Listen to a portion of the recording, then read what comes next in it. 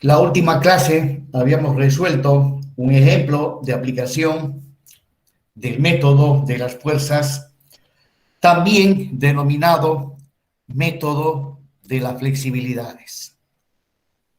Pues bien, antes de proseguir, voy a hacer algunos cuestionamientos referente a los temas que ya hemos visto hasta el momento. Bueno, empecemos con Antero Zarza Walter. ¿Se encuentra Antero Zarza? No está. Arandia Rivera, tampoco. Asturizaga Rojas, no está. Ávalo Estrella, Juan Pedro, no Presente, está. Inge. Muy bien. Va la siguiente pregunta. En el método que estamos actualmente viendo, método de las fuerzas, a este método también se le denomina método de las flexibilidades. La pregunta, ¿por qué se le llama método de las flexibilidades?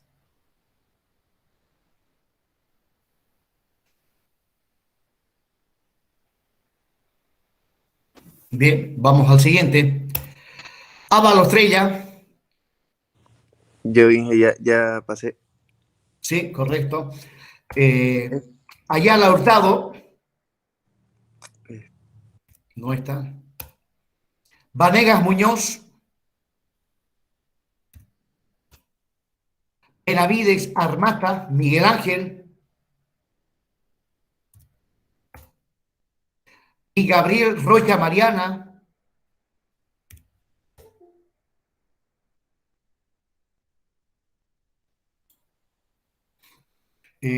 Cardoso Romero, nada. Céspedes Bonilla, Céspedes Claro Berman Jesús, Choque Copa, Choque Pérez. Presente, ingeniero. Adelante con la respuesta. Porque trabaja con la sumatoria de los momentos. No, no va por ahí la respuesta. La pregunta es, ¿por qué al método de las fuerzas también se le llama método de las flexibilidades? Coca Rioja, Cuellar Sipel, Presente, ingeniero. Cuellar García Johnny, Presente, ingeniero. bien, ¿tiene la respuesta? No, no, ingeniero.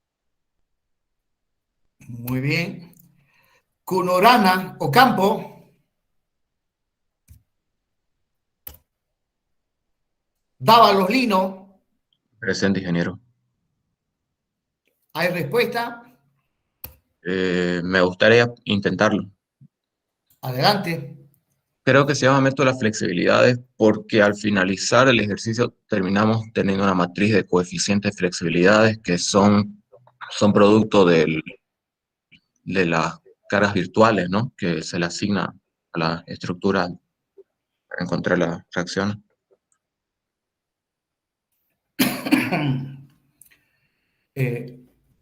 Evidentemente, por ahí va la respuesta.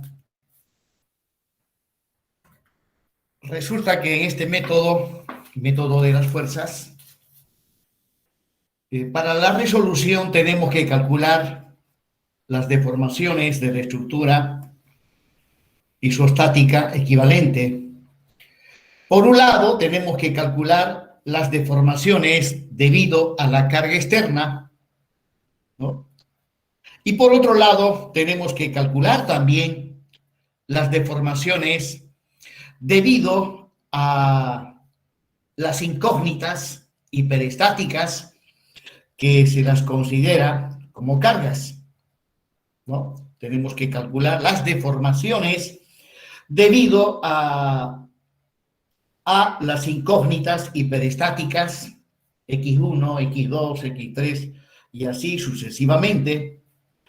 Bueno, pues, y para el cálculo, como no conocemos la magnitud de las incógnitas hiperestáticas, pues a estas incógnitas, a estas cargas, le damos un valor unitario.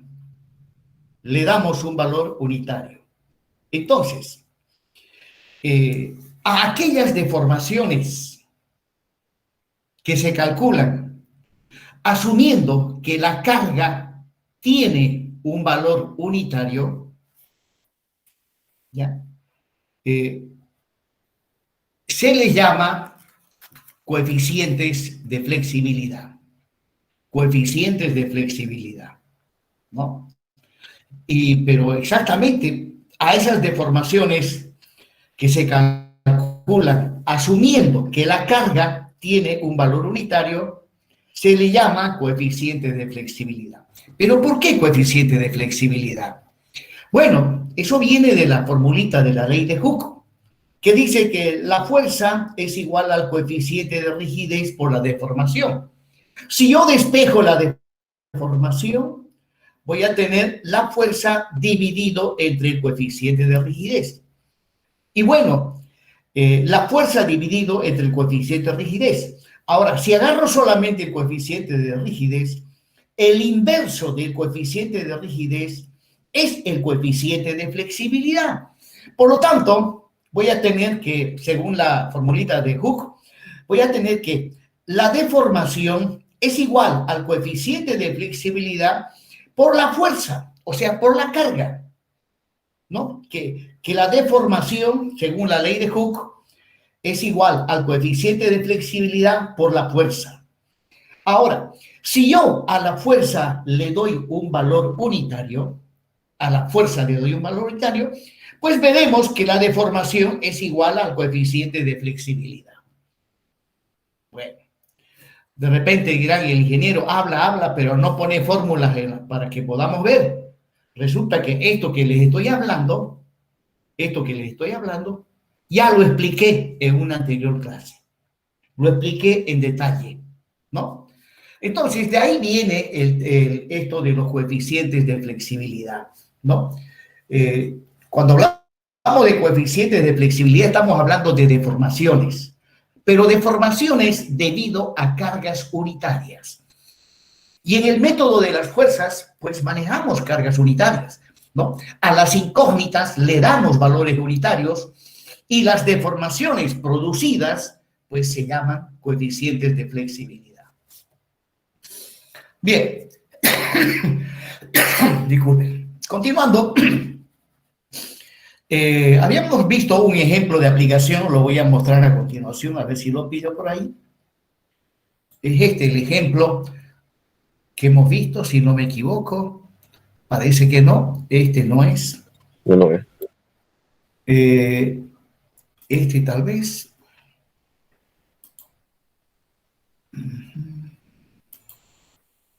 No, esto es teoría. Pero hablando de teoría, acá hay una partecita que voy a repasar un poco.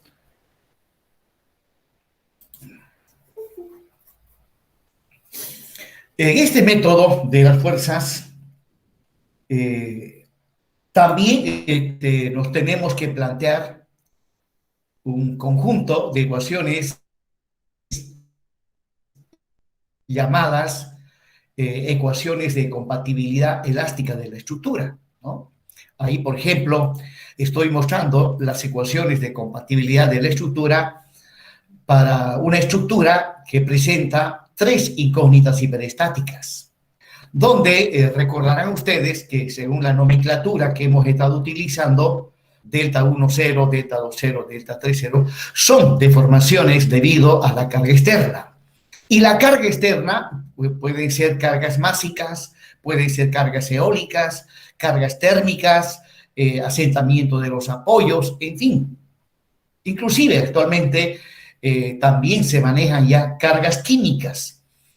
¿no? Entonces, delta 1, 0, delta 2, 0 y delta 3, 0 son deformaciones debido a las cargas. Y luego, de ahí en adelante, desde delta 1, 1 hasta delta 3, 3, son los coeficientes de flexibilidad, porque son delta 1, 1, delta 1, 2, delta 1, 3 y así sucesivamente. Son deformaciones que se calculan asumiendo que x sub 1 vale 1, x sub 2 vale 1 y x sub 3 vale 1. Exactamente. Delta 1, 1, delta 2, 1 y delta 3, 1 son deformaciones que se calculan asumiendo que x sub 1 es 1. Delta 1, 2, delta 2, 2 y delta 3, 2 también son deformaciones en el supuesto de que x sub 2 vale 1 y así sucesivamente.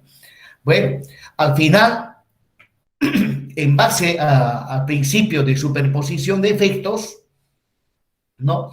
La suma de E sub 0 más E sub 1 por X1 más E sub 2 por X2 y así sucesivamente, nos permite plantearnos la ecuación de compatibilidad de las deformaciones. Bueno, al final, para el cálculo de las incógnitas hiperestáticas hay que resolver este sistema. Es un sistema lineal de ecuaciones y hay que resolverla, pues hay una infinidad de métodos, ¿no? Método de igualación, de sustitución, de suma y resta, de los determinantes. Son métodos que uno aprende en el colegio y aquí en la universidad aprendemos el método principalmente por reducción, ¿no? El método de Gauss. También ustedes han aprendido otros métodos iterativos en análisis numérico, el método de Jordan, el método de Seidel, el método de Gauss-Seidel. Hay una serie de métodos y también hay el método de Cholesky y otros métodos que conforme nos adentramos dentro del campo de las matemáticas, pues vamos a ver que hay muchísimas cosas interesantes.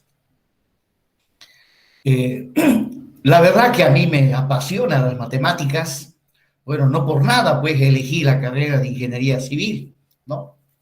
Y tuve la suerte grandísima de que en la Gabriel Zené Moreno tuve los mejores docentes de mi vida, yo diría, ¿no? No me olvido de ellos. La mayoría eran, los docentes de cálculo era un ingeniero doctor en matemáticas, el ingeniero Massa era argentino. Luego en física tuve como profesor el doctor Martínez, era un chileno, y así.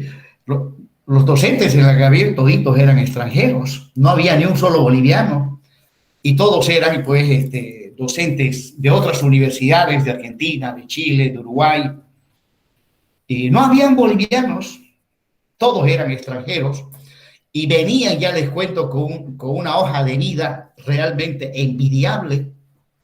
Esos docentes estuvieron máximo unos 4 semestres en la Gabriel Zené Moreno, y luego vino la noticia que venían a matarlos. Eran tiempos de dictadura. Ya la noticia en toda la Gabriel, sí, los vienen a matar, los vienen a matar. Bueno, de la noche a la mañana desaparecieron esos docentes. Sabemos que muchos se fueron a Europa, a España, a Inglaterra, escapando de las dictaduras para que no los maten. Y luego la Gabriel Zené Moreno se quedó sin docentes y tuvieron que contratar ya docentes bolivianos que lamentablemente no tenían el nivel académico de esos docentes extranjeros. Bien, jóvenes. Esto es parte de la historia de la Gabriel Zené Moreno. Bien, continuando entonces, resulta que este sistema se puede resolverlo de manera matricial. También ya vimos eso, ¿no? Si lo resolvemos de manera matricial, entonces, por un lado, vamos a tener la matriz columna, cuyos elementos son las deformaciones debido a la carga externa. Y ya dije que la carga externa puede ser cargas másicas, puede ser cargas térmicas, cargas eólicas, sísmicas, ¿no? Entonces, delta 1, 0, delta 2, 0 y 3 son deformaciones debido a las cargas externas. Bien, y luego, el delta 1, 1 por x1 más delta 1, 2 por x2 y así sucesivamente, eso lo podemos expresar como el producto de una matriz cuadrada cuyos elementos son justamente a eso que llamamos coeficientes de flexibilidad, o sea, deformaciones debido a cargas unitarias. Pues bien, esa matriz de los coeficientes, así se llama cuando resolvemos sistemas de ecuaciones lineales, ¿no? Los valores numéricos que acompañan a las incógnitas se denominan coeficientes. Entonces, ahí tengo la matriz cuadrada de los coeficientes de flexibilidad de la estructura, que en este caso tiene que ir multiplicado por la matriz de las incógnitas, que en este caso son x1, x2 y x3. Eso en el miembro izquierdo. En el miembro derecho, pues voy a tener la matriz nula, o sea, la matriz cuyos elementos todos tienen valor nulo, 0. Bueno, resulta que cuando manejamos el álgebra matricial, también tenemos que utilizar la nomenclatura del álgebra matricial. Utilizando la nomenclatura del álgebra matricial, pues la primera matriz, la matriz columna, que es la matriz de las deformaciones debido a la carga externa, la puedo escribir de esta manera, ¿no? Donde delta sub 0 es la matriz columna de las deformaciones debido a la carga externa, más la matriz de los coeficientes de flexibilidad o simplemente la matriz de flexibilidad de la estructura, multiplicado por la matriz columna de las incógnitas. Eso tiene que ser igual a la matriz nula. Luego de esta ecuación matricial, tengo que despejar la incógnita. La incógnita es la matriz de las incógnitas, X. Despejemos entonces. Para despejar, obviamente, utilizamos el álgebra matricial, de donde, en este caso, delta sub 0, ya lo dije reiteradas veces, es la matriz de las deformaciones debido a la carga externa. F es la matriz de flexibilidad de la estructura. X representa la matriz de las incógnitas y obviamente esto representa la matriz nula. Es una matriz columna, la última. Prosiguiendo, ahí está nuevamente el sistema y la ecuación matricial que nos habíamos planteado. Y de aquí tenemos que despejar la matriz de las incógnitas. Pues despejando la matriz de las deformaciones debido a la carga externa pasa al otro lado con signo negativo. Pasa al otro miembro con signo negativo. Y luego, pues, el 0, recordarán ustedes que el 0 es la matriz nula, mejor dicho, es el elemento neutro de la suma o de la resta, que es lo mismo. Entonces, el producto de la matriz de flexibilidad por la matriz columna de las incógnitas ha de ser simplemente el negativo de la matriz de las deformaciones debido a la carga externa, ya que la matriz nula es el neutro de la suma y de la resta. Bien, continuemos. Ahora, ¿qué hago para despejar X? X está multiplicado por la matriz de flexibilidad de la estructura, pues lo que hacemos a continuación es multiplicar a la última ecuación por el lado izquierdo por la inversa de la matriz de flexibilidad. Entonces, si a una ecuación cualquiera le multiplico ambos miembros por una misma cantidad, ustedes saben que la ecuación no queda alterada. Y eso es justamente lo que hemos hecho. Al miembro izquierdo le hemos multiplicado por la inversa de la matriz de flexibilidad y al miembro derecho también le hemos multiplicado por el inverso de la matriz de flexibilidad. Y observen que le hemos multiplicado por el lado izquierdo, ya que aquí tengo que tener cuidado con multiplicar ambos miembros de una ecuación por un mismo término dentro del conjunto de los números reales. es indistinto multiplicar por izquierda o por derecha. En cambio, dentro de lo que es el álgebra matricial, pues recuerden ustedes que el producto de matrices no tiene la propiedad conmutativa. El producto de matrices no tiene la propiedad conmutativa. Por ese motivo que hay que, para no alterar la ecuación, hay que multiplicar tanto el miembro derecho como el miembro izquierdo. Multiplico por la izquierda por la matriz de flexibilidad, por la inversa de la matriz de flexibilidad. Luego, prosiguiendo y sabiendo que el producto de una matriz por su inversa me da como resultado, pues, la matriz de identidad. Entonces, reemplazando el producto de la matriz F por su inversa, me da la matriz de identidad. Y finalmente, recordemos que la matriz de identidad es el elemento neutro del producto de matrices. Por lo tanto, la matriz de identidad multiplicado por X, pues me ha de dar simplemente X, ¿no? Me ha de dar X. Y de esa manera, observen, logro despejar la matriz de las incógnitas. Por lo tanto, para encontrar los valores de los elementos que componen a la matriz de las incógnitas, simplemente debo multiplicar o debo realizar el producto de dos matrices. La primera es una matriz cuadrada, es la inversa de la matriz de flexibilidad, y la segunda es la matriz de las deformaciones debido a la carga externa. Haciendo ese producto de matrices, llegamos a determinar los valores de los elementos que componen a la matriz de las incógnitas, ¿no? Entonces, pues, de esa manera se puede resolver matricialmente la ecuación de compatibilidad elástica de las estructuras. Al respecto, nosotros habíamos resuelto la clase anterior un ejemplo. Si no me equivoco, ese ejemplo, ¿cuál es? Este ya lo hemos visto. Sí, lo voy a cerrar esto para que no moleste. Esto es lo que acabamos de ver. Y luego, aquí ahí dice un ejemplo de aplicación. Sí, esto es lo que hemos visto en la última clase. Habíamos resuelto un pórtico hiperestático, un pórtico plano hiperestático, donde la carga era la temperatura. Y habíamos llegado como resultado,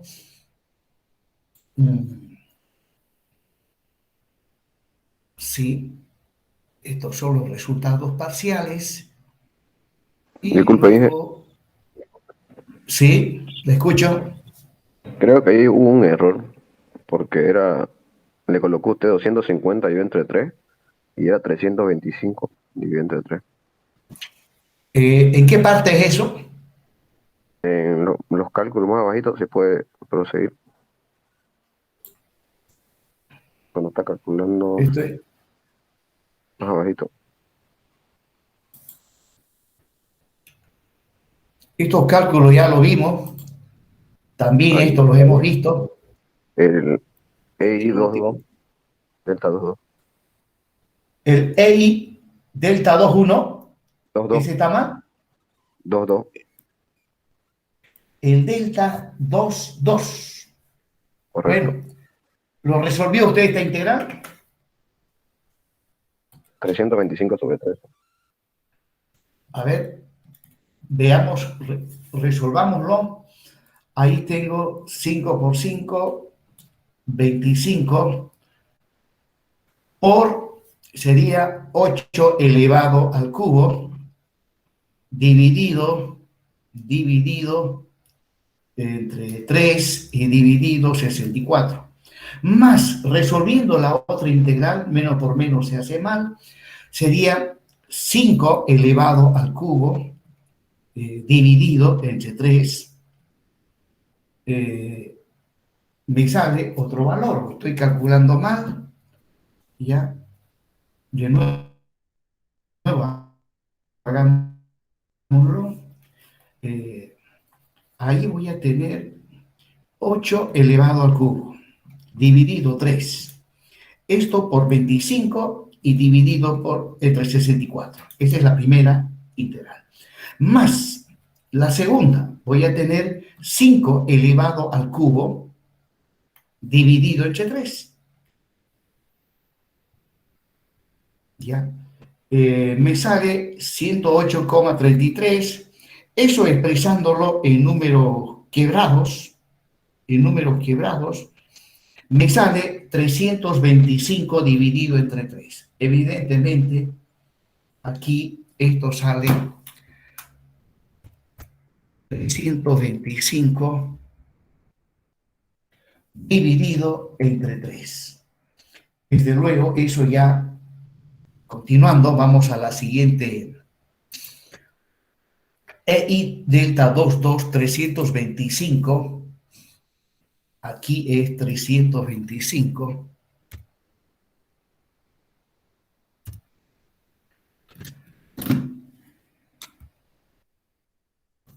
Dividido entre 3. Pues lo que hice acá fue multiplicar todo por 3. Y aquí me queda 325.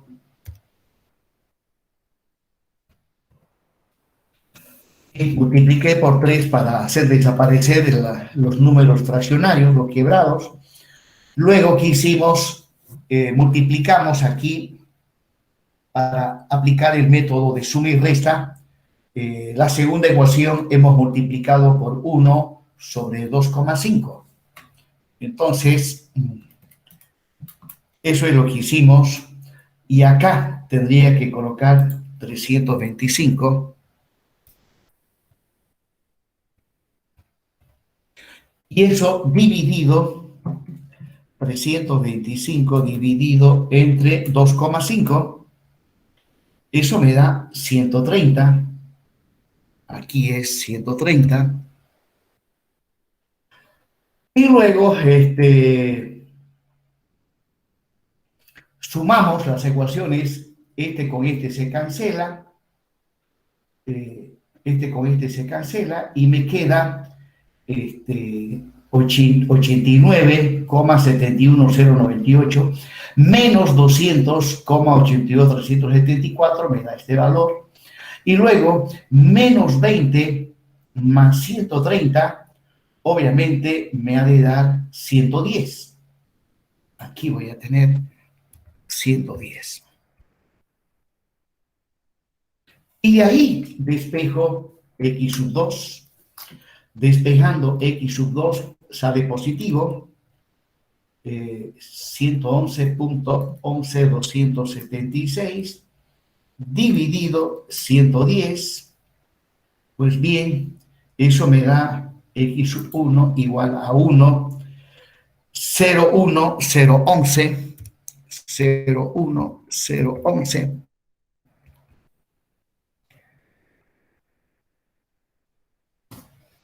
Y luego, una vez calculado el x2, para calcular x1, despejamos de esta ecuación, hemos despejado, y bueno, eso va multiplicado por 20, x2 por 20, menos 89.7109, y todo eso dividido entre 8.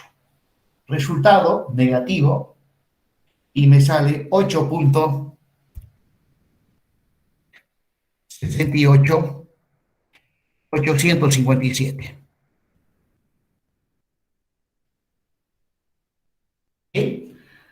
Ahí están los resultados de las incógnitas hiperestáticas, ¿no? X sub 1 menos 8,68857 y X sub 2 igual a 1,01011. Son los valores de las incógnitas hiperestáticas debido a la temperatura. Recordarán que X sub 1 es un momento flector. Es un momento flector. Volviendo para atrás, ahí está la estructura inicialmente planteada. Y debido a la variación de temperatura, la carga de la temperatura, si hacemos un análisis de las magnitudes de las incógnitas hiperestáticas, X sub 1 es un momento. Es un momento que aparece en el apoyo empotrado. De magnitud 8.68857.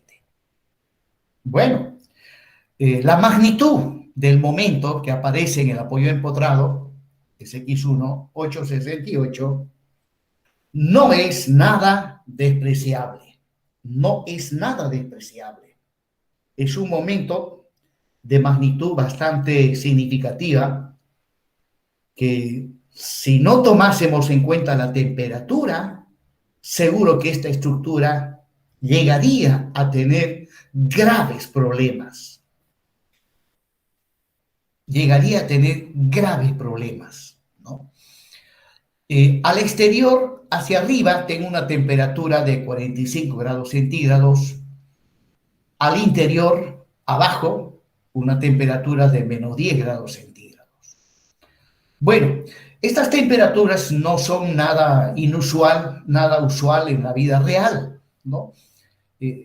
Son raras las estructuras donde arriba vamos a tener 45 grados centígrados, qué sé yo, tal vez en África o tal vez en la frontera con Bolivia con Argentina, y Yacuiba me dicen que en épocas de calor la temperatura es bastante elevada.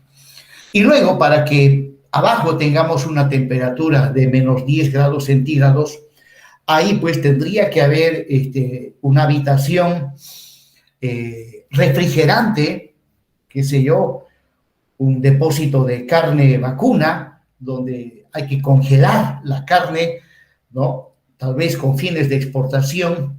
Tiene que haber ambientes especiales donde la temperatura esté por debajo de 0 grados centígrados. Entonces, si vamos a diseñar una estructura de esas características, sí o sí hay que tomar en cuenta la temperatura. Bueno, este ejemplo que ya lo habíamos resuelto, que acabamos de corregir en cuanto a las deformaciones se refiere, hemos calculado que las deformaciones son X sub 2, 1.01, y X sub 1, que es el momento,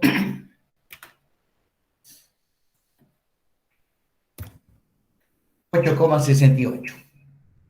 Bueno, resulta que, pues, luego, si una vez calculada las incógnitas, ahí está la estructura hiperestática inicialmente planteada, la carga es la temperatura, y bueno, hasta el momento hemos calculado los valores de las incógnitas hiperestáticas, de X1, que vale, bueno, debo corregir esto, que vale 8,68, y X2, que ya hemos corregido, vale 1.01011. Entonces, una vez calculada las incógnitas hiperestáticas, que son reacciones en los apoyos, a continuación continuamos con el análisis de la estructura. ¿Qué faltaría? Pues falta calcular el resto de las reacciones. O sea, necesito calcular el vertical en el apoyo A, el horizontal en el apoyo A y el vertical en el apoyo B, ¿no? Esas reacciones las podemos calcular inmediatamente aplicando las ecuaciones de la estática. Sin embargo, resulta que también podemos calcular las reacciones aplicando la ecuación de superposición de efectos, donde, ahí lo estoy planteando, reemplazando en esta ecuación los valores de las incógnitas hiperestáticas, que lo voy a luego corregir, llego a obtener la ecuación para el cálculo de las reacciones.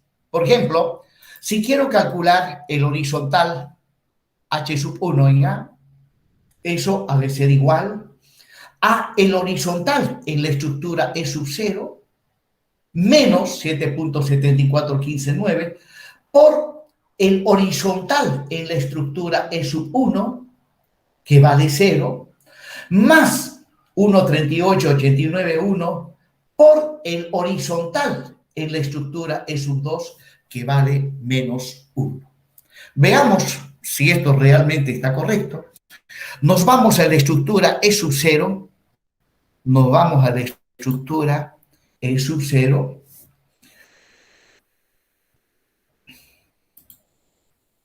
¿dónde empieza eso? Aquí está.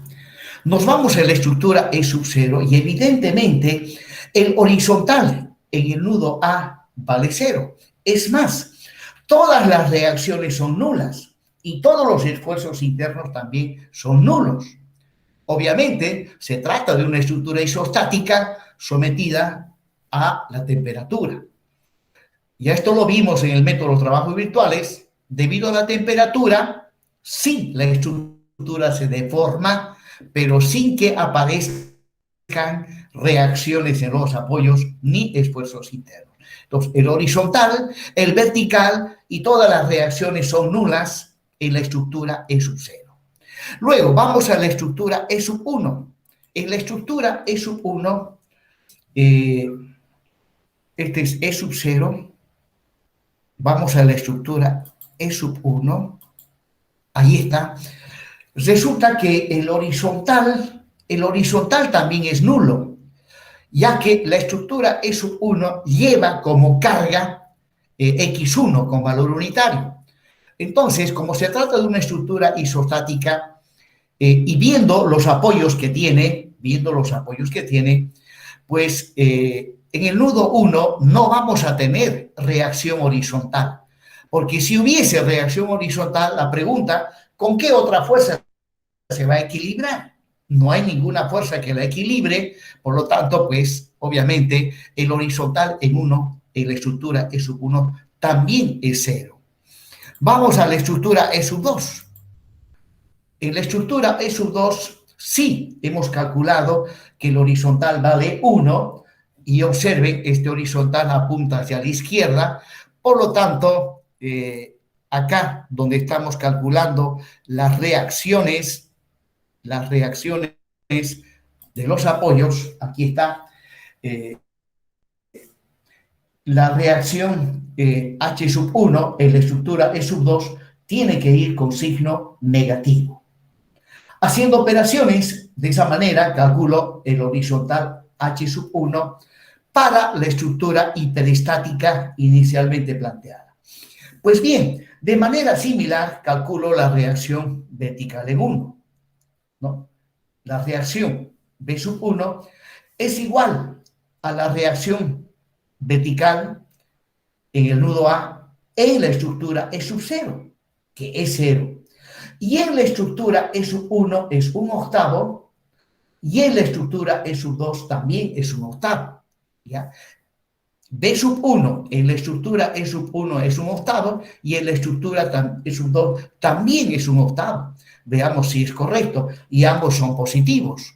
Nos vamos para arriba y ahí podemos ver, esa es la estructura E sub 2, ahí está la estructura E sub 1. B sub 1 sí es 1/8 y es positivo. Vamos a la otra. En E sub 2, B sub 1 también es 5/8, disculpen, y también es positivo.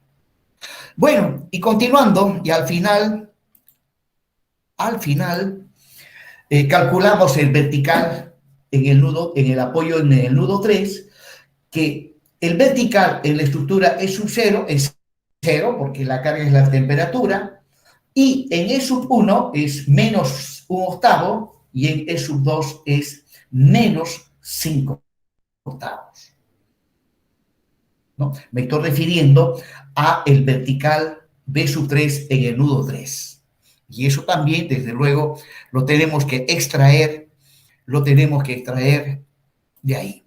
En E sub 1, B sub 3 vale, aquí está, 1/8, dice acá, pero obviamente observemos el sentido, es hacia abajo, ha de tener signo negativo. y luego nos vamos a la estructura B sub 2, B sub 3 es 5/8 y su sentido va para abajo, por lo tanto, pues tiene signo negativo. Y de esa manera, aplicando el principio de superposición de efectos, logramos calcular las reacciones en los apoyos. Los programas como RunElement y todos los demás calculan justamente no aplicando las ecuaciones de la estática, ¿no? Las reacciones D1, H1, B sub 3, estos programas los calculan utilizando la ecuación de superposición de efectos.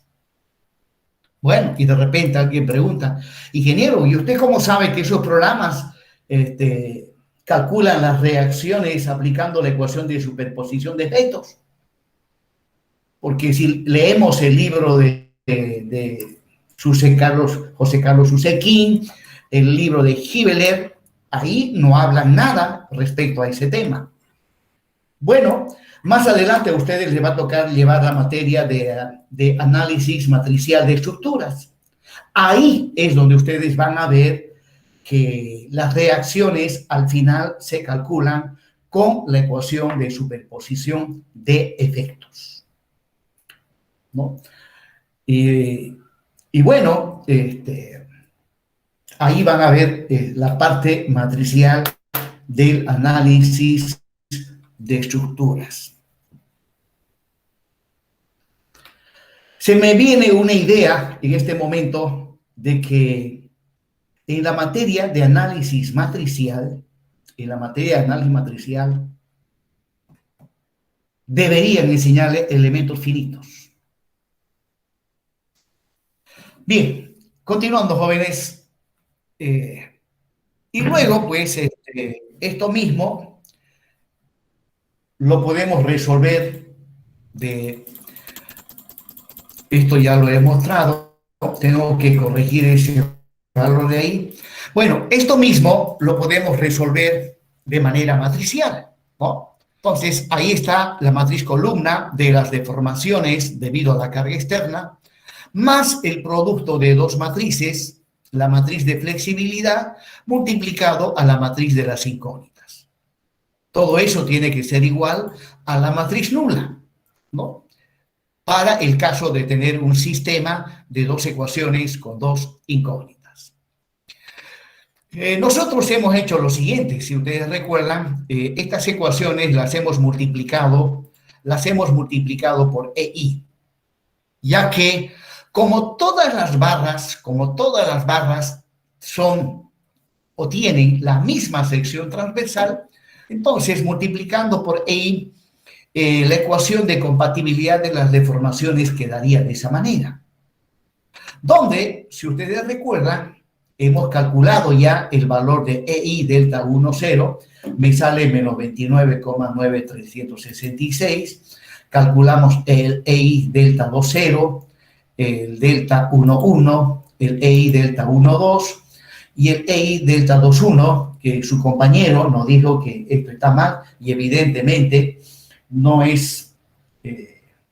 no, un momentico, el que está mal es el delta 2, 2, acá viene 375 y no 250, eso lo voy a corregir inmediatamente. Entonces, nuestra ecuación de compatibilidad de las deformaciones lo hemos multiplicado por EI, y por lo tanto, si esto lo resuelvo matricialmente, lo tendría que plantear así, ¿no? La ecuación de las deformaciones debido a la carga externa, la matriz de flexibilidad de la estructura y la matriz columna de las incógnitas hiperestáticas, igual a la matriz nula. Reemplazando valores, EI delta 1, 0 es 29,9, EI delta 2, 0 es menos 167,35. Ahí está. Más, reemplazando aquí en la ecuación de flexibilidad de la estructura, tengo EI delta 1, 1 es 8 tercios, ¿sí? EI delta 1, 2 menos 20 tercios y así sucesivamente, multiplicado por la matriz de las incógnitas, igual a la matriz nula. Pues bien, de aquí tengo que despejar la matriz de las incógnitas. Ya vimos de manera genérica cómo se despeja, ¿no? Este término, la matriz columna de las deformaciones debido a la carga externa, pasa al otro lado con signo negativo, que sumado a la matriz nula me queda simplemente la matriz de las deformaciones debido a la carga externa, y finalmente llego a la siguiente expresión, ¿no? Debo determinar la inversa de la matriz de flexibilidad y eso lo multiplico a la matriz columna de las deformaciones debido a la carga externa. Habiendo calculado la inversa de la matriz de flexibilidad y multiplicado por las deformaciones debido a la carga externa, llegamos a obtener los valores de las incógnitas, x1 y x2. También se puede resolver de esa manera el sistema de ecuaciones de compatibilidad elástica de la estructura. Bien, jóvenes, vamos a ver qué más tengo. El teorema de Betti creo que le falta explicar. ¿Cómo dice? El teorema de Betti y de Maxwell. Digo Sí, que le sí, vamos a correcto. ver.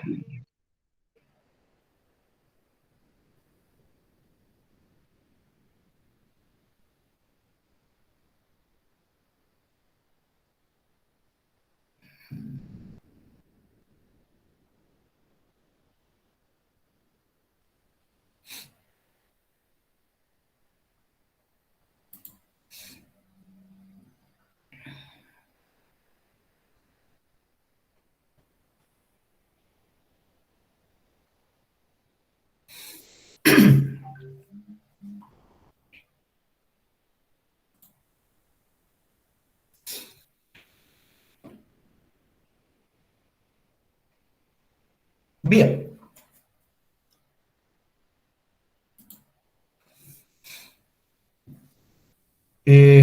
Vamos a ver dentro del campo del análisis de estructuras y bajo las hipótesis de que la estructura tiene un comportamiento perfectamente elástico,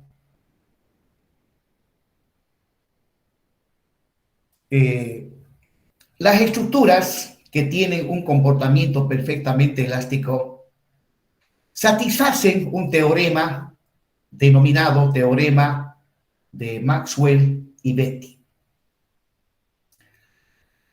Maxwell fue un científico, un ingeniero de origen inglés, y Betti, otro ingeniero de origen italiano.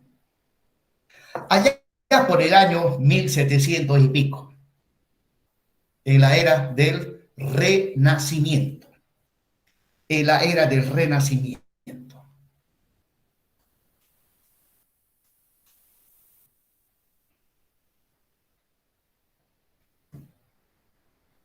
Pues bien, los teoremas de Maxwell y Betti de alguna manera están asociados a el teorema de los trabajos virtuales. Están asociados al teorema de los trabajos virtuales. Entonces, para la descripción de estos teoremas, nos planteamos dos estructuras, ¿no? La primera es la estructura sometida a un sistema de cargas, que de manera genérica a las cargas les estoy llamando P sub I, ¿no? Las cargas son P sub 1, P sub 2 y así sucesivamente, P sub I hasta P sub N.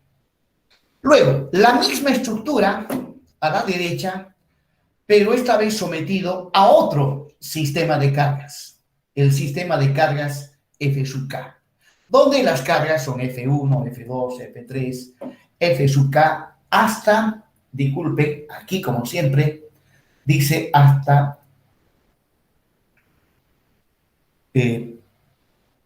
voy a corregir, por favor.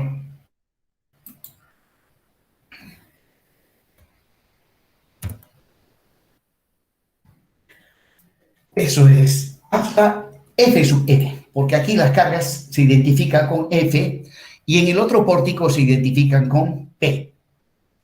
Entonces, en el lado izquierdo tenemos una estructura sometido a un sistema de cargas P sub n, y a la derecha la misma estructura, pero sometido a otro sistema de cargas F sub n.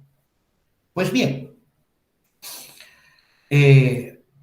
según el teorema de Maxwell y Betti, dice que el trabajo realizado por el sistema de cargas P sub i, cuando la estructura se deforma de manera idéntica a como se deforma la estructura bajo el sistema de cargas F sub k, dice que es igual a el trabajo realizado por el sistema de cargas F sub k cuando la estructura sometida al sistema de fuerzas F sub k se deforma de manera idéntica a como se deforma la estructura que está sometida al sistema de cargas P sub i.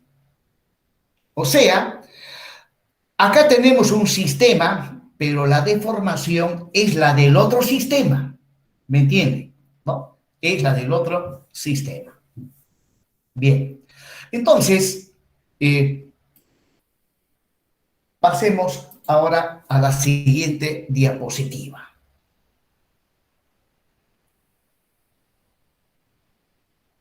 Bueno.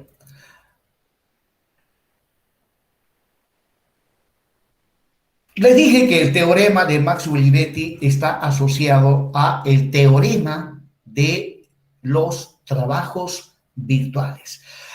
¿Qué dice el teorema de los trabajos virtuales? ¿Alguien recuerda? ¿Aplicado a cuerpos elásticos o a cuerpos rígidos? O sea, a cuerpos elásticos. A cuerpos elásticos. Que cuando un sistema, una estructura está sometida a un sistema de carga, el trabajo realizado por las fuerzas externas es igual al trabajo realizado por las fuerzas internas. Perfecto. Y cuando aplicamos a cuerpos rígidos, el trabajo realizado es igual a 0. Ya. Muy bien. Entonces, voy a hacer una pequeña rectificación. Tengo una estructura. La misma estructura sometida a distintos sistemas de carga.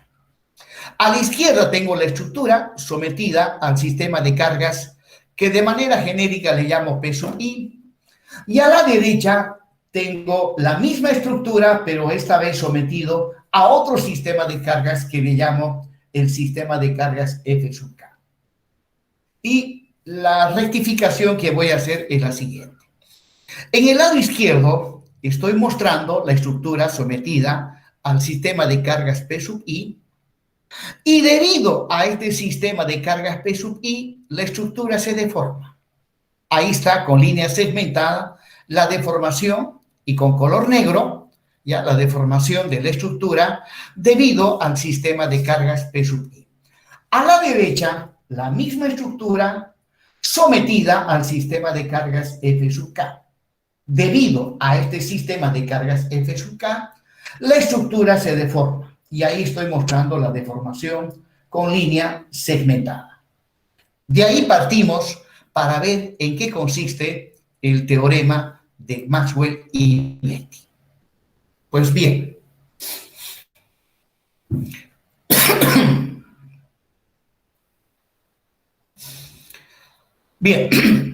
dice que acá nuevamente estoy mostrando el primer sistema de cargas, P sub i, donde debido a este sistema de cargas P sub i, la estructura se deforma, ahí está, con línea segmentada de color negro, ¿no? Esa es la deformación de la estructura debido al sistema de cargas P sub i. Podríamos decir que esta es la estructura con la carga real. Y debido a la carga real, la estructura se deforma y luego nosotros inmediatamente podemos calcular reacciones y podemos calcular los esfuerzos internos. Bien, al lado derecho tengo la misma estructura, pero sometida al sistema de cargas F sub K, al sistema de F sub K. Luego, nosotros imaginariamente asumimos que la estructura que se encuentra sometida al sistema de cargas F sub K se deforma, pero de manera idéntica a cómo se ha deformado la estructura bajo el sistema de cargas P sub I. Ahí está la deformada, con línea segmentada y de color negro, que es, observen que la deformada la deformada de la estructura que está sometida al sistema de cargas F sub K no es otra cosa que la deformada de la estructura sometida al sistema de carga P sub I. Entonces, para el caso que está a la derecha, para la estructura sometida al sistema de cargas F sub K, en donde imaginariamente hacemos que la estructura se deforme de manera idéntica a como se ha deformado la estructura sometida al sistema de cargas P sub I, inmediatamente nosotros podemos calcular el trabajo externo realizado por el sistema de cargas F sub K. El trabajo es simplemente fuerza por distancia. El trabajo realizado por las cargas externas. Y aquí lo tengo. Fuerza por distancia, F sub 1 por delta sub 1i, F sub 2 por F sub 2 por delta 2i, y así sucesivamente, F sub K por delta sub KI, más F sub M, acá tiene que ser F, ya corregí el anterior, por delta MI. Pues bien, observen la nomenclatura de las deformaciones, ¿no? Delta 1 es la deformación que le corresponde a F1. Delta 2 es la deformación que le corresponde a F2. Delta sub K, la deformación que le corresponde a F sub K, y delta sub M a la deformación que le corresponde a K sub M. Y tiene un segundo subíndice, I, en todos ellos. Eso es para indicar que estas deformaciones son las deformaciones que le corresponde a la estructura sometida al sistema de cargas P sub I. ¿Ya? Son las deformaciones que le corresponde a la estructura sometida al sistema de cargas P sub I. Bien, según el teorema de los trabajos virtuales, ¿no? El trabajo realizado por las cargas externas tiene que ser igual a el trabajo realizado por las cargas internas. Pues bien, ya calculé el trabajo realizado por las cargas externas, F1, F2 y así sucesivamente. Para calcular el trabajo realizado por las cargas internas, o sea, M sub, los normales, cortantes y torsores, ¿ya? Pues aplicando el teorema de los trabajos virtuales, el trabajo realizado por las cargas internas viene dado por esta expresión, donde los M sub K, N sub K, B sub K y T sub K, pues son las cargas internas que realizan trabajo, y esto tiene que ir multiplicado por los M sub I, N sub I, B sub I y T sub I. Ya que lo que tengo a la izquierda es la estructura con la carga real. Y lo que tengo a la derecha es la estructura con la carga virtual. Por lo tanto, cuando desarrollo estas integrales, ¿ya?, el M sub K, el N sub K, B sub K y T sub K son los esfuerzos internos debido a la carga virtual. Y los M sub I, N sub I, B sub I, T sub I son los esfuerzos debido a la carga real, que en este caso es el sistema de cargas P sub I.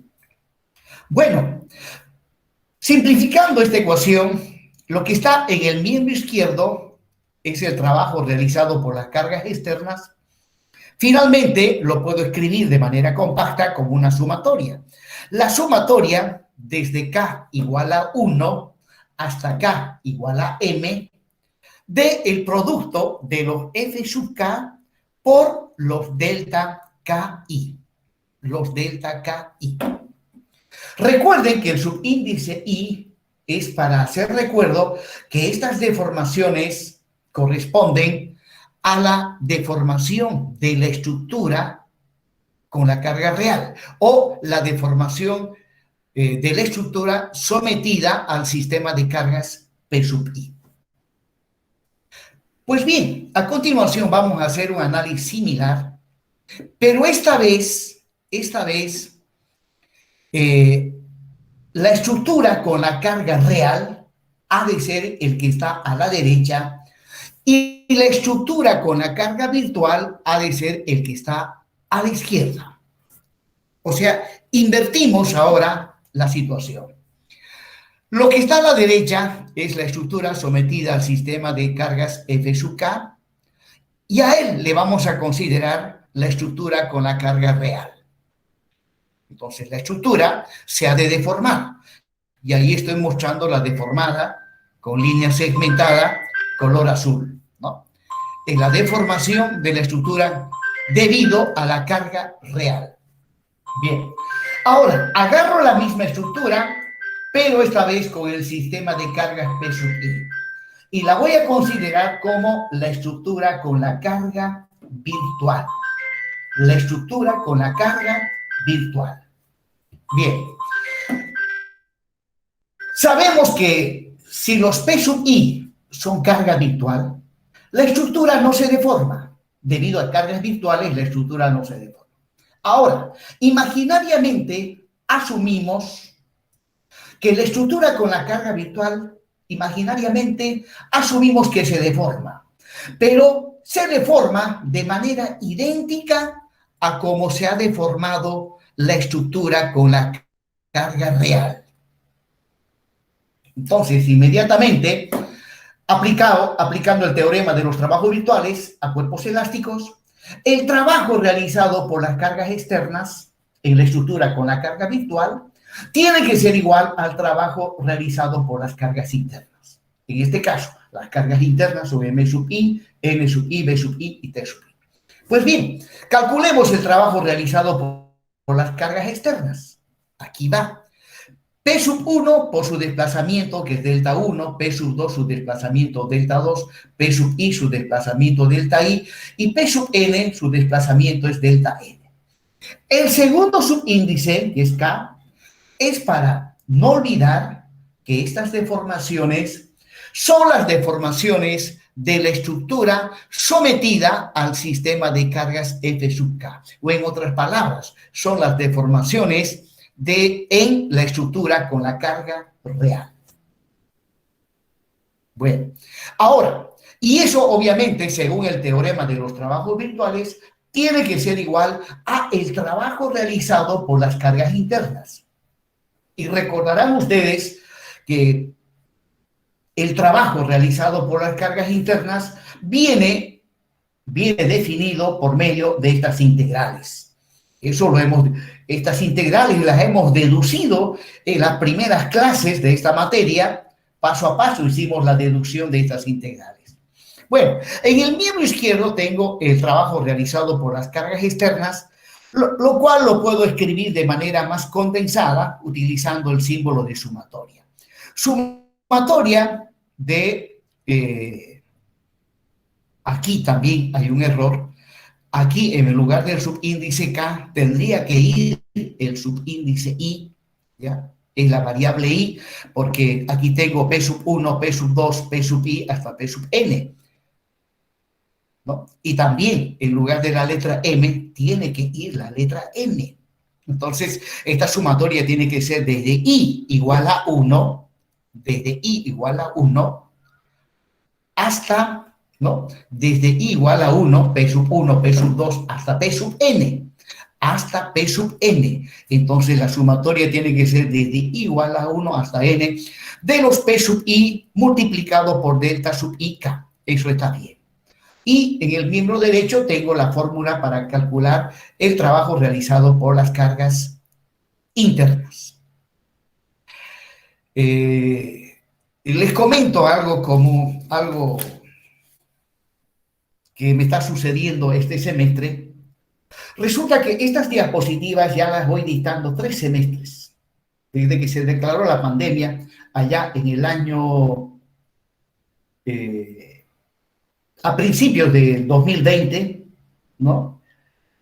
Ya van 3 semestres, y en todos los anteriores semestres, pues esto pasaba, y nunca había detectado errores. Resulta que en hormigón 1, en hormigón 2, en física, en hiperestática, resulta que estoy descubriendo algunos errores que obviamente los tengo que corregir. Y lo anecdótico es que durante 3 semestres no me había dado cuenta, ni mis alumnos tampoco se habían dado cuenta. Más bien este semestre también en las materias de hormigón 1, hormigón 2, hubo alumnos que también me dijeron, ingeniero, ahí hay cositas que no están bien. Y yo también de mi parte sí he ido viendo cosas que, bueno, resulta que, ¿se acuerdan ustedes del año 2020? Si no me equivoco, en marzo entró la cuarentena rígida a nivel nacional, desde marzo hasta mayo, no, marzo, abril, mayo, sí, durante 2 meses casi no había nada de actividad a nivel nacional, pues eran 40 días, si no me equivoco, 1 mes y medio, algo así. Durante ese tiempo me dediqué día y noche a hacer estas diapositivas, tanto para hormigón 1, hormigón 2, hiperestática y física. Ya le cuento, trabajé como nunca. Y obviamente cuando uno trabaja y a veces uno está cansado, pues se le van algunas cositas, ¿no? Increíble, me di cuenta que en 1 mes y medio había elaborado 150 diapositivas. 150 diapositivas con la finalidad, pues, ni bien se iniciaron las clases virtuales, yo ya estaba listo con mis 150 diapositivas para empezar las clases virtuales, ¿no? Bueno, había que esforzarse porque ya nos dimos cuenta que iba a cambiar el modo de transmitir conocimientos. Pero también tengo algunas cosas anecdóticas. Tengo un grupo donde están todos los docentes de tecnología y pues resulta que algunos docentes que parece que no estaban muy habituados a estas herramientas virtuales tuvieron grandes dificultades. De ahí que a esos docentes le pasaron clases sobre el manejo de las herramientas virtuales para enseñar y algunos docentes se jactaban haciéndose la burla de los docentes que tenían dificultades, ¿no? Hubo uno, le dice, pues, vos sos un panada, que hasta ahora no podés dar clases virtuales, en cambio yo, fíjate, te voy a mostrar cómo doy mis clases virtuales, le dice al otro docente. Y el otro docente, a ver, mostrame cómo dictas tu clase virtual. Resulta, ¿cómo dictaba sus clases virtuales? En la pantalla le mostraba el libro a los estudiantes, ¿no? En la pantalla les mostraba el libro y empezaba a leer el libro. Y así se jactaba que él era el mejor. Bueno, obviamente por ética yo no intervine, no puedo criticar de frente al docente porque se enojan. Bueno, la verdad que yo no me enojo si veo que estoy haciendo algo mal y me observan. Obviamente, yo no tengo por qué enojarme. Más bien tendría que sentirme un poco avergonzado y pedir disculpas por el error que he cometido. No, pienso que esa es la manera correcta de actuar. Pero hay gente que no, increíble. Si le haces notar su error, se enoja. Bien, joven. Entonces, haciendo un resumen de lo que hemos visto en esta pantalla y en la anterior, ¿no? Esta es la anterior, dice la sumatoria de los F sub K por los delta KI igual a esta expresión, y el que sigue, el que acabamos de ver, es, el anterior es este. Ahí está la primera página. La segunda es este. La sumatoria va desde K igual a 1 hasta M de los F sub K por delta KI. Es el trabajo realizado por las cargas externas. Y en la siguiente es esta otra, los P sub I, solo que aquí va desde igual a 1 hasta M.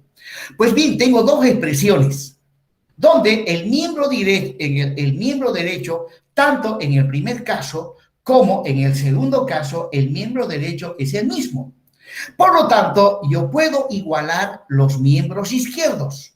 O sea, puedo igualar el trabajo realizado por las cargas externas, ¿no? Por las cargas externas, debido a la deformación en la estructura con la carga real, puedo igualar los miembros izquierdos. Y si igualo los miembros izquierdos, ahí estoy mostrándolo nuevamente, ¿ya? Aquí voy a aprovechar para corregir, por favor. Esto es I y esto es N. N. Lo mismo acá.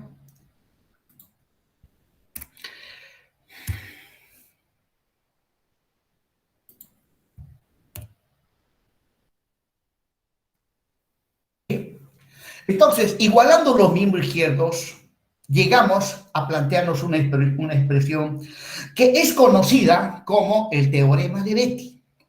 ¿Qué dice el teorema de Betti?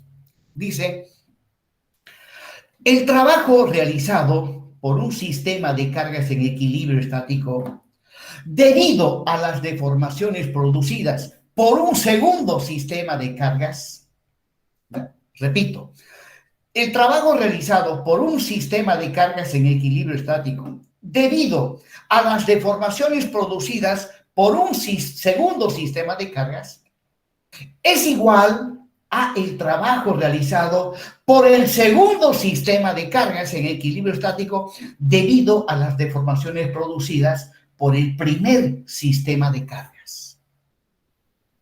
Entonces, aquí en el miembro izquierdo de esta ecuación está el trabajo realizado por el sistema de cargas F sub K debido a las deformaciones producidas por el sistema de cargas P sub I, por el sistema de cargas P sub I.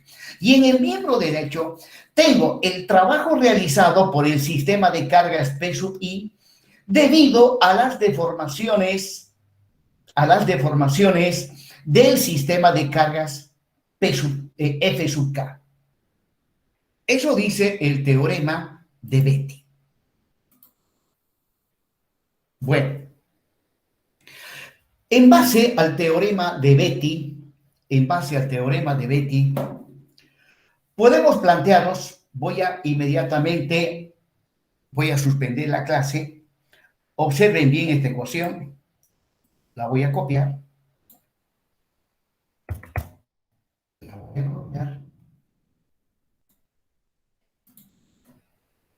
Vámonos a la pizarrita.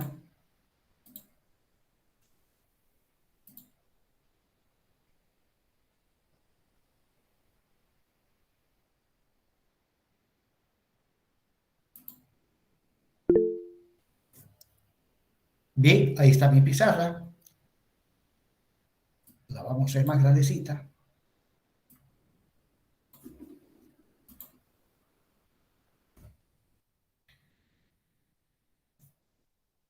Bien, ahí está lo que dice el teorema de Betti. El teorema de Betti. Ahora, Me voy a plantear nuevamente la estructura isostática. Acá tengo un apoyo móvil y acá tengo un apoyo fijo. Un apoyo fijo. A este otro lado, la misma estructura, obviamente con los mismos apoyos.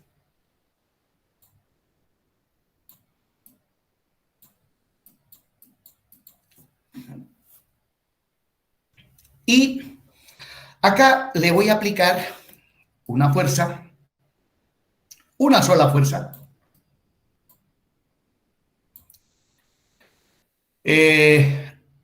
Llamémosle P1.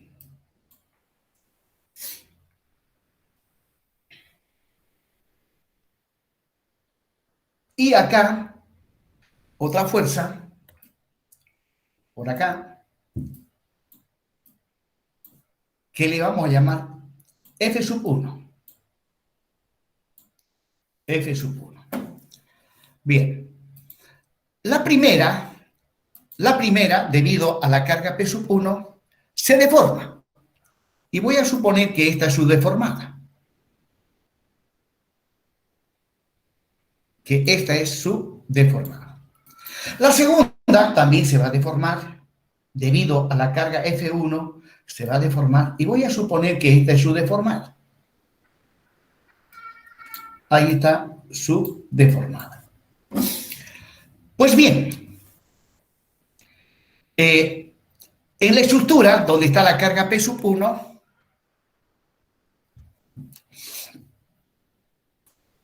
acá a este punto le voy a llamar el punto A. Y el punto donde está F1, que está por aquí más o menos, le voy a llamar el punto B. El punto B. Luego, este es el punto B. Este es el punto B. Y el punto A está más o menos por aquí. Por aquí está el punto A. Ahí está el punto A.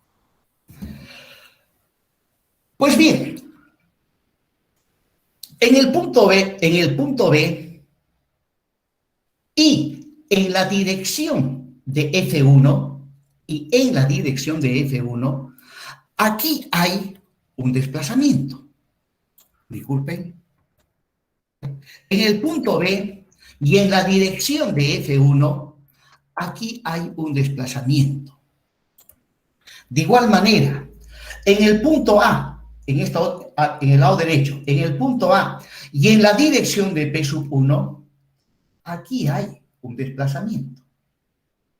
Ahí hay un desplazamiento. Bien.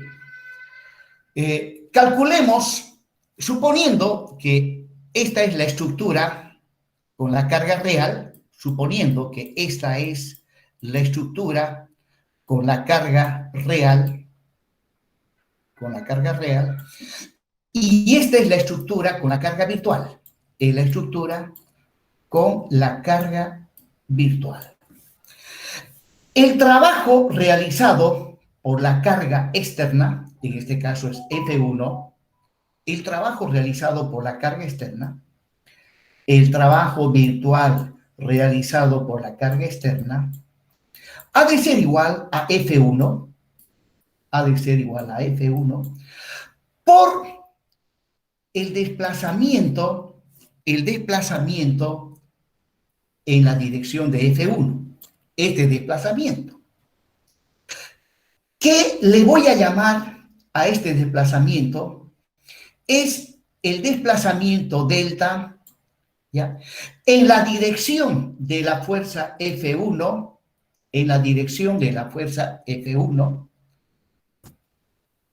¿ya?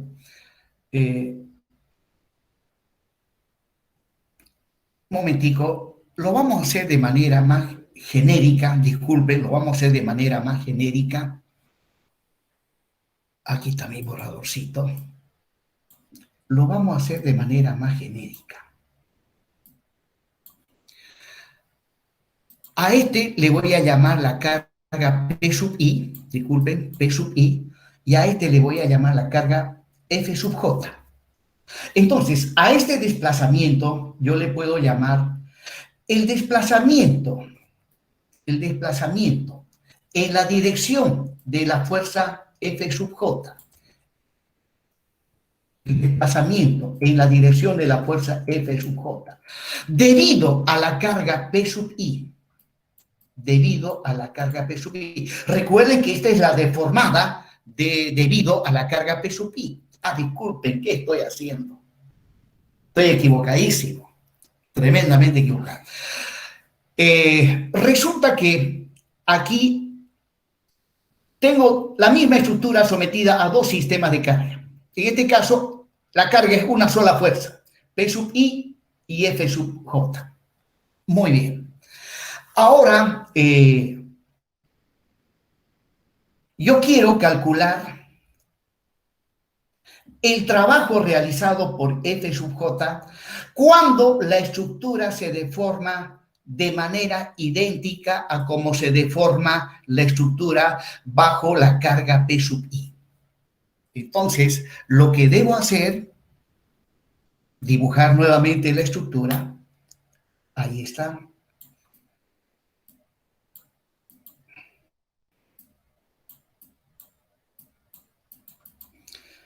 Aquí está la fuerza F sub J. F sub J.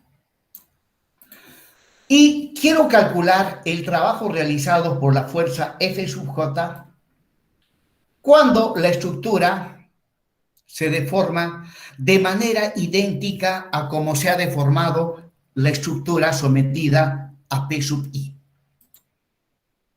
Pues la estructura P sub I se ha deformado de esta manera.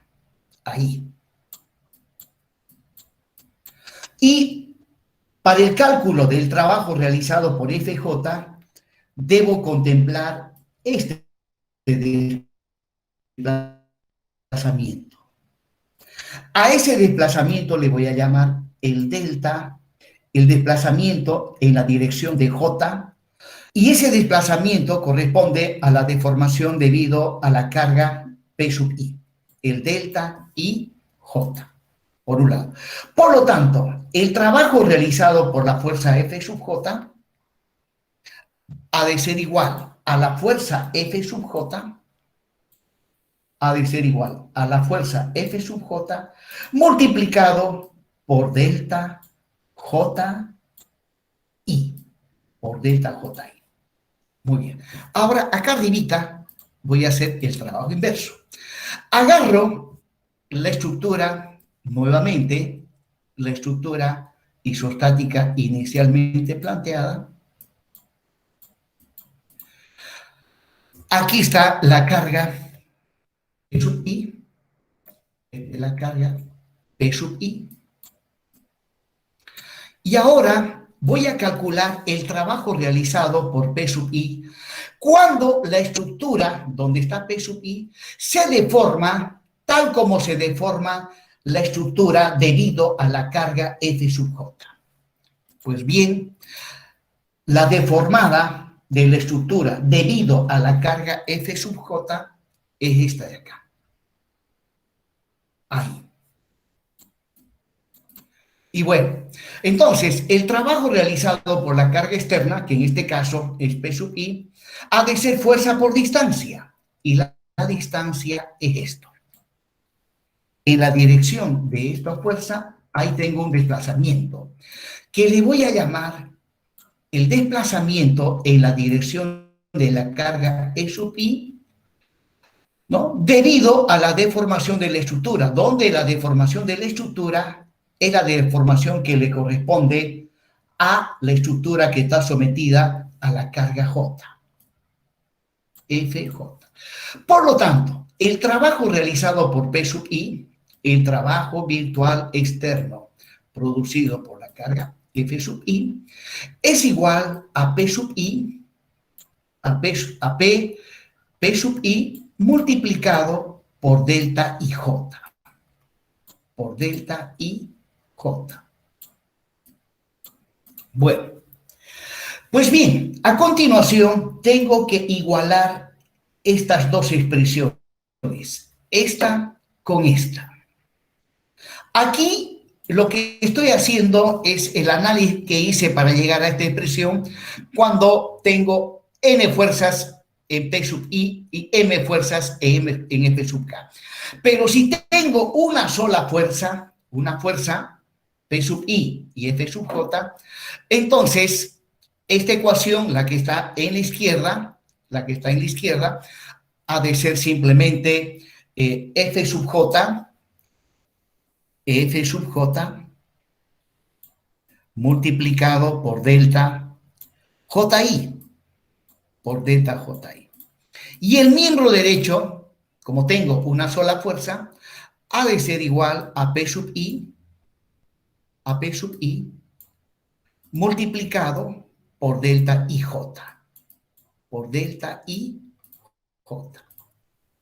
Bien. Ahora, ¿qué pasa si estoy trabajando con cargas unitarias? Recuerden que cuando se aplica el método de las fuerzas, a las incógnitas hiperestáticas X1, X2 y así sucesivamente, les damos valores unitarios. Entonces, si estoy trabajando con cargas unitarias, si esto vale 1 y este también vale 1, entonces esto de aquí es igual a 1, esto de aquí es igual a 1. Como conclusión, llego a que si las cargas tienen valor unitario, entonces el delta IJ ha de ser igual al delta, el delta JI ha de ser igual al delta IJ. En otras palabras, ya en el plano real, cuando estamos haciendo cálculos, significa que si yo tengo calculado el delta 2,1, entonces esto ha de ser igual al delta 1,2. O si tengo calculado el delta 1,3, pues esto ha de ser igual al delta 3,1, ya que el teorema de Betti justamente es reducido cuando se manejan tan solamente una carga y esa carga o esas cargas son de valor unitario. Al final llego a esta expresión que en términos generales podemos decir que para cualquier I y para cualquier J, ¿ya?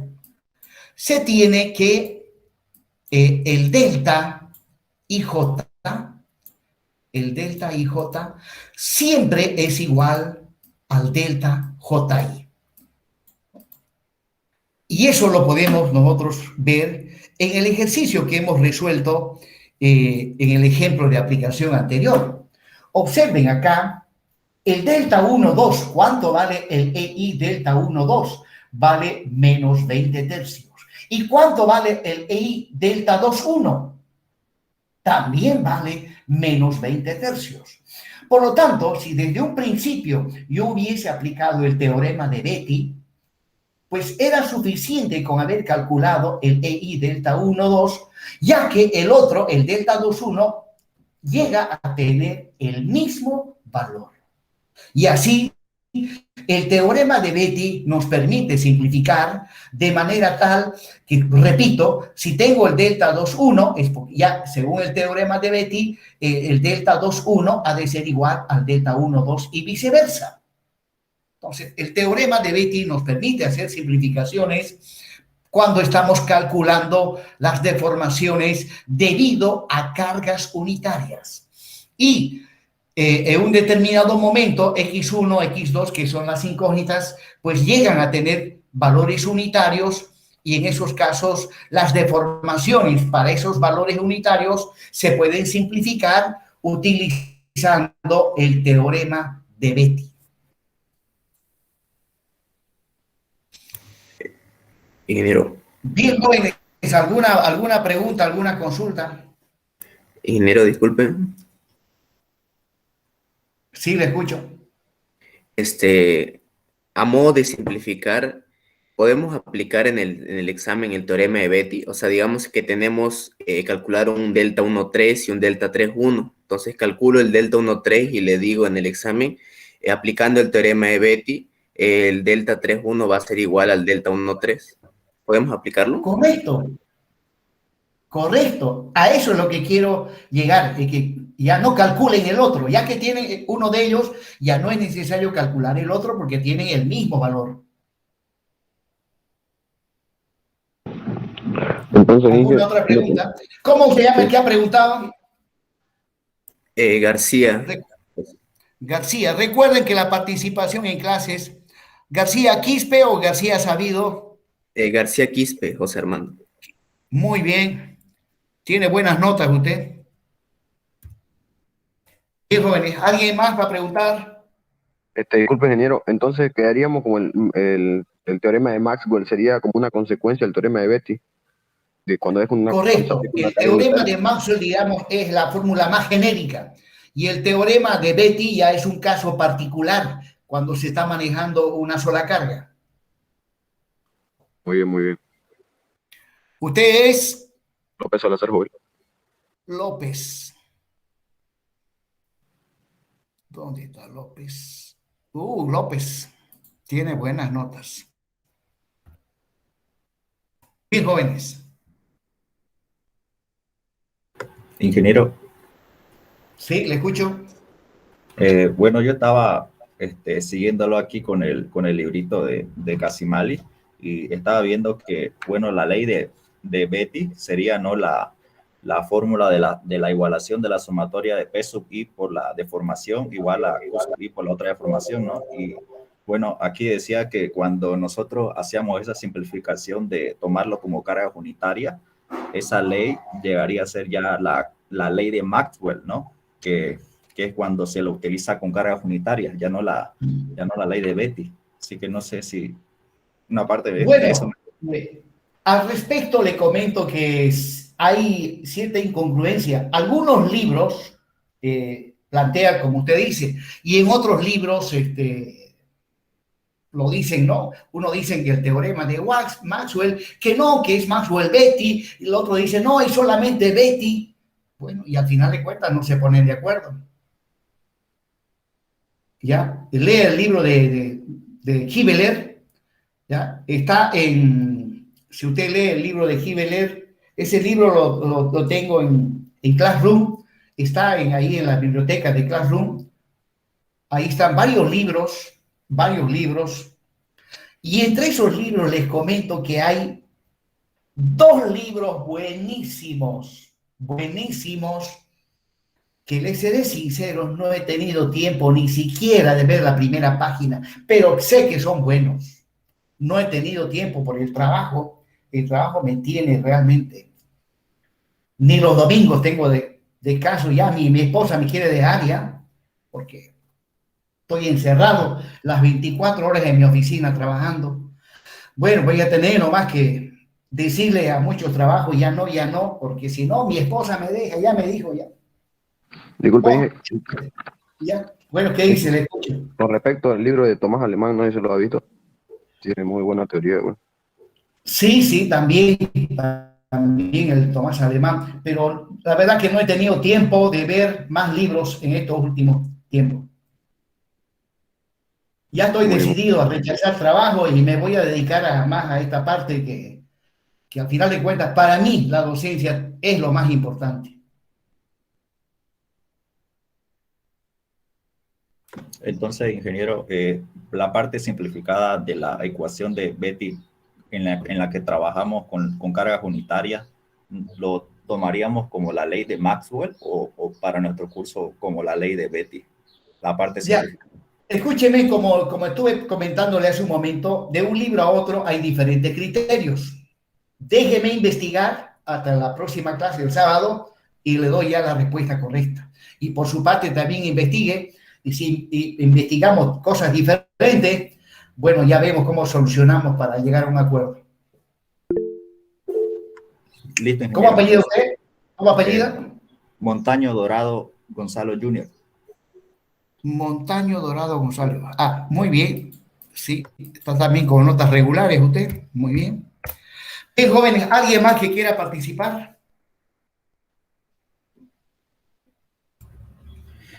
Ingeniero, ¿podríamos, Adelante. podríamos resumir el teorema de Betti como una simplificación de Maxwell? Sí, por ahí está la idea, como lo dije hace un momento, ya que el teorema de Betti es un caso particular del teorema de Maxwell.